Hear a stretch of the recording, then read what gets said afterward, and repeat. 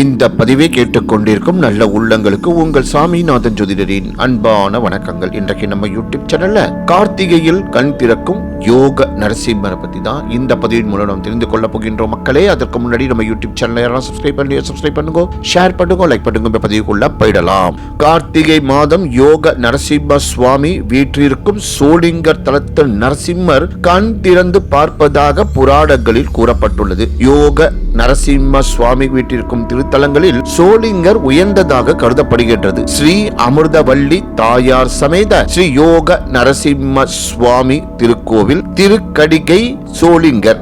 இவ்வூரில் ஒரு கடிகை, அதாவது சுமார் அரை மணி நேரம் தங்கி இருந்தாலே மோட்சம் கிடைக்கும். அதனால் திருக்கடிகை என்ற பெயர்கள் ஏற்பட்டனவாம். விஸ்வாமித்திரர் இங்கே கடிகையில் நரசிம்மரை ஒரு கடிகை நாழிகை துதி செய்து பிரம்ம மகரிஷி பட்டத்தை பெற்றதாக ஐதீகம். இத்தலத்தில் ஒரு நாள் தங்கினாலும் பீடைகள் தொலைந்து மோட்சம் சித்திக்கும் என்று ஸ்தல புராணங்கள் கூறுகின்றன. ஒரு நாழிகை நேரம் இத்தலத்தில் தங்கி இருந்தாலே வீடு பேறு வழங்கும் புண்ணிய தலம் இது. பெரிய மலை மீது நரசிம்ம சுவாமி யோக நரசிம்மராக விளங்குகிறார். பின் கரங்களில் சங்கு சக்கரம் விளங்க, முன் கரங்களில் சிம்ம கர்ம முத்திரைகளை கொண்டுள்ளார். இவருக்கு நேர் எதிர் உள்ள சிறிய மலையில் யோக ஆஞ்சநேயர் உள்ளார். இவர் 4 கரங்களுடன் சதுர்புஜ ஆஞ்சநேயராக காட்சி அளிக்கின்றார்.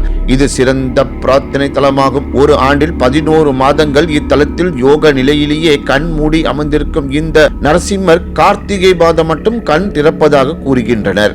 ஆகவே இத்தலத்தில் கார்த்திகை மாதம் முழுக்க திருவிழாவாக கொண்டாடப்படுகின்றது. கார்த்திகை மாதம் வெள்ளிக்கிழமை மற்றும் ஞாயிற்றுக்கிழமைகளில் இந்த கோவிலில் சிறப்பு அபிஷேகமும் ஆராதனைகளும் நடைபெறும். அதிலும் கார்த்திகை ஞாயிற்றுக்கிழமைகளில் மற்றும் நரசிம்மரை தரிசிக்க லட்சக்கணக்கான பக்தர்கள் வருவார்கள். எனவே இந்த நாட்களில் பக்தர்களின் கூட்டம் அதிகமாக இருக்கும். ஆகவே மக்களே, நாமும் கார்த்திகையில் கண் திறக்கும் இந்த அதிசய யோக நரசிம்மரை தரிசித்து சகல சௌபாக்கியத்தை பெறுவோமாக என்று கூறி இந்த சிறப்பான ஆன்மீக பற்றி நிறைவு செய்கிறேன். நன்றி, வணக்கம், வாழ்க வளமுடன்.